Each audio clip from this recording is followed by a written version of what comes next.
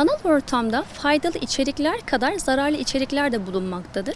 Bu zararlı içerikler ise çocukların psikolojik ve davranışsal olarak yani gelişimlerini olumsuz yönde etkilemektedir. Özellikle ise cinsel içerikler çocukların cinsel gelişimlerini olumsuz yönde etkilemeye devam etmektedir.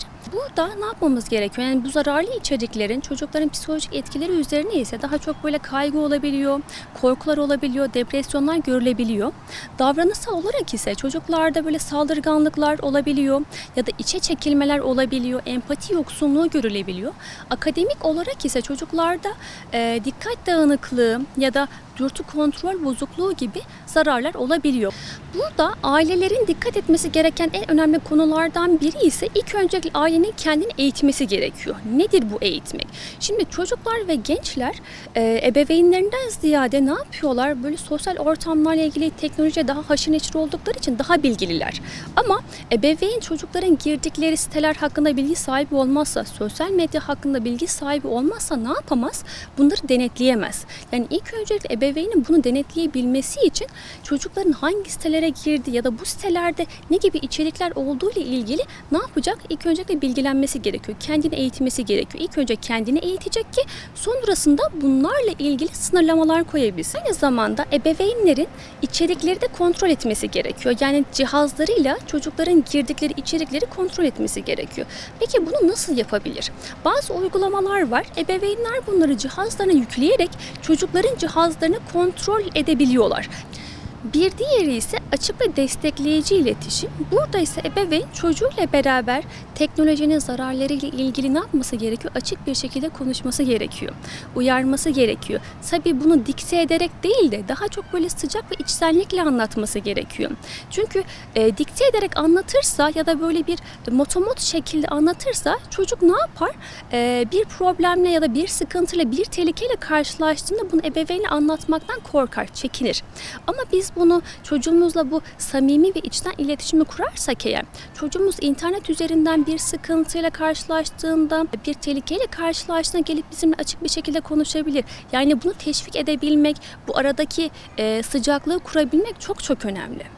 Bir diğer konumuz ise internet etiği. Nedir bu internet etiği? Yani çocuklarımıza nasıl ki dış dünyada konuşmalarına, davranışlarına, hareketlerine nasıl ki dikkat etmeleri gerektiğini söylüyorsak, internet ortamında da, çevrim içi ortamda da bunlara dikkat etmeleri gerektiğini anlatmamız gerekiyor.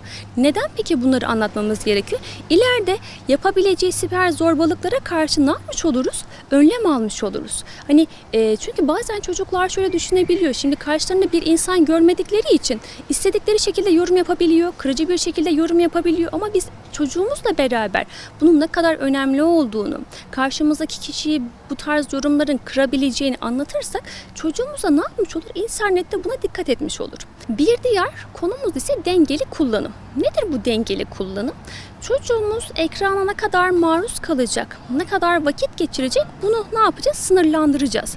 Yani çocuğumuza tamamıyla ekranı kısıtlayamayız. Çünkü zaten dış dünyadaki gerçek hayatta dış dünyadaki tehlikelere karşı korumak için nasıl ki çocuğumuzu eve kapatamıyorsak bu bir çözüm değilse aynı şey sosyal medya için de dijital dünya için de geçerli. Tamamıyla engellemek, tamamıyla kısıtlamak da bir çözüm yolu değildir. Çünkü neden? Çocuğumuz eninde sonunda zaten buna bir maruz kalacak. Ne yapacağız ama? Çocuğumuzu bu konuyla ilgili bilinçlendireceğiz. Az önce anlattıklarımızı zaten tekrar çocuğumuza anlatacağız. Buna ek olarak da çocuğumuzu ekranla ilgili ne kadar süre geçirmesi gerektiğiyle ilgili ne yapacağız? Bir sınırlandırma koyacağız. Çünkü sınırsız bir şekilde çocuğumuza ekranı verirsek bu sefer bağımlılığa yol açar. Ve bağımlılığa yol açtığında da daha sonrasında kısıtlamalar da koysak pek bir işe yaramaz. Burada da yaş olarak şöyle diyebiliriz. 2 yaşa kadar hiçbir şekilde ekranla haşır neşir olmaması gerekiyor bir çocuğun. Ekrana maruz kalmaması gerekiyor. 2 yaştan sonra ise yaş çarpı 10 deriz daha çok. Yani 3 yaşındaki bir çocuk 30 dakika. Tabii bu 30 dakikada birden değil. 15 şeklinde olabilir. Ama ne? Çocuğumuz yine yanımızda. O yaş grubu için konuşuyorum. Yine ilkokul, anaokulu çağındaki çocuklar için konuşuyorum. Neler izliyor? Ne yapıyor? yapacağız? Bakacağız. Yanımızda izleyecek çocuk. Ve ortaokul sonrasında ise 2 saat şeklinde ayarlayabiliriz. Lise çağındaki bir çocuksa maksimum ve maksimum 4 saati geçmemesi gerekiyor. Ama bunu da birden almaması gerekiyor bu çocuğun. 2 saat şeklinde bölünebilir. Ne yapacağız böylelikle?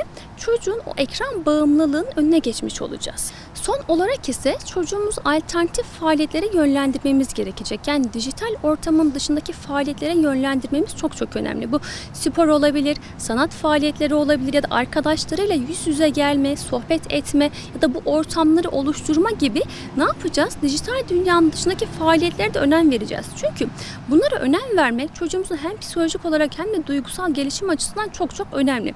Yani burada ekran ve teknoloji bağımlılığını ya da içerikleri korumak, yani çocuğumuzun zararlı içerikleri korumak tamamıyla ebeveynin elinde olan bir şey. Yani ebeveyn bu teknoloji çağında ne yapacak? Önce kendini geliştirecek, bu konuyla ilgili bilinçlenecek, bilinçlendikten sonra çocuğunu bilinçlendirecek ve bununla ilgili denetlemeler koyacak. Böyle olursa çocuğumuzu teknolojinin zararlarından korumuş oluruz.